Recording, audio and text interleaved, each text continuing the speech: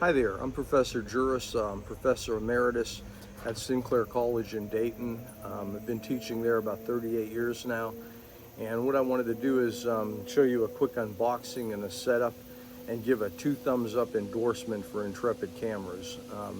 We got one of these about a year ago at Sinclair College, and for our studio class after a student toasted our Horseman View camera. So I just wanted to show you this camera, and I totally love it. I'm all in on it, and the reason for that is because of the ease and simplicity, especially when teaching students about view cameras, or if you're even a seasoned professional.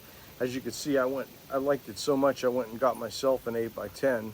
I have a couple other 8x10 cameras, but I prefer this one because I do a lot of field work where I'm out in the woods shooting pictures and stuff. I do a lot of figurative studies and walking in streams and stuff. I have a stream bed series, and when I'm doing those photographs, I like to have a good lightweight camera, and this is by far the lightest 8x10 view camera that I found, and it's so simple to work with and set up. So let's get at it. So it'll come in a nice box like this, and when you pull the box out, it comes in this nice foam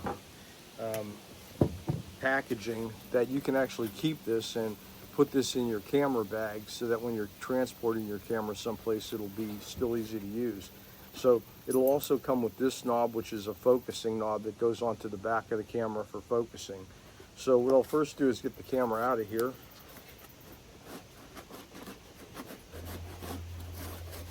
And it comes with I'll have to get a knife and cut this off, but it comes with a list of checkoffs that somebody inspected this camera, and that's also very nice. You get so much stuff that you might get a little tag in the thing that says inspected by number 2, so you can't ever track down number 2. But so this is a very personal kind of camera. So again, to open it up, it'll come kind of loose like that. If it's not, you need to loosen these little knobs on the back a little bit. Remember, righty tighty, lefty loosey, and get those loose. And then what you'll do is you'll pull the camera back till it's in the setup position, and then you'll want to just tighten those up a little bit. Pretty loose, evidently.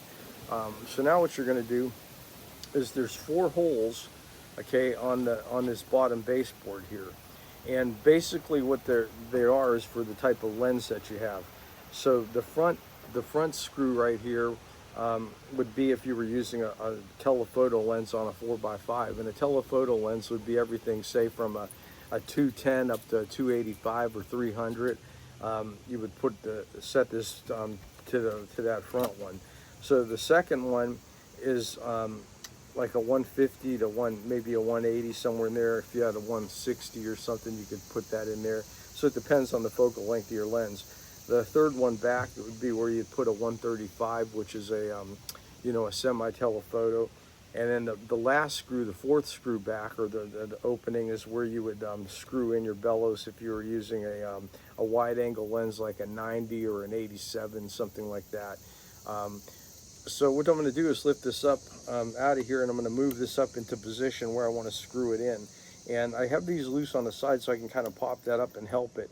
So I'm going to be using a 150, so I'm going to set this to the third one, or the second one back, and I'm just going to try to line this up here real quick, and then I need to screw this in.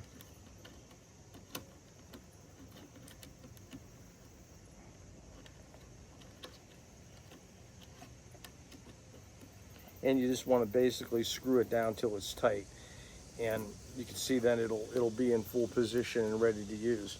So once I've done that, what I'm going to do is lift this bellows up till I see it so it's not dragging down. See the way that it's dragging down right now? So I want to kind of lift it up so it's dragging a little bit. It's pointed a little bit down, but it's not to the point where it's pointed up. So and basically it's kind of like you line the top of the wood up with these 2 metal things. So then I'm going to screw this in here till it gets tight, and then there's actually another little knob there you can tighten up more, and you can tighten up both sides because you want to start to make everything really tight when you're working with this. So I tighten both knobs, make sure this knob is tight, and at that point we're ready to to go take pictures. We could put our lens on it. The way the lens mounts is they have Intrepid lens boards, so I went ahead and got an Intrepid lens board. And I have a 150 lens here, 150 millimeters, so that's why I mounted it to that second hole back. And the lens will basically just drop in the bottom part and then slide in the top part here, and then you need to push that down to secure the lens. And I have other videos about how to use a 4x5 lens and cover stuff like that, but I just wanted to show you how to put that in there. On the back, again, make sure these knobs are tight. And then another cool thing about the Intrepid is that the way that it rotates is it uses magnets, which is kind of really unique, but it uses magnets so that you can actually turn the bellows from the portrait to the landscape position. So when you put your, your film holder in there, so it just turns very easily, and click it into place and make sure it's clicked into place, and you're ready to put your film holder in and take pictures. It has the standard 1/4-inch tripod mount on the bottom where you'd mount this to your tripod. You can see that one's been mounted. And this is where you would use the focusing knob. So on the back, this focusing knob kind of slides into place here. And the focusing for this is really cool. So you're just actually just turning this when you're looking through the camera.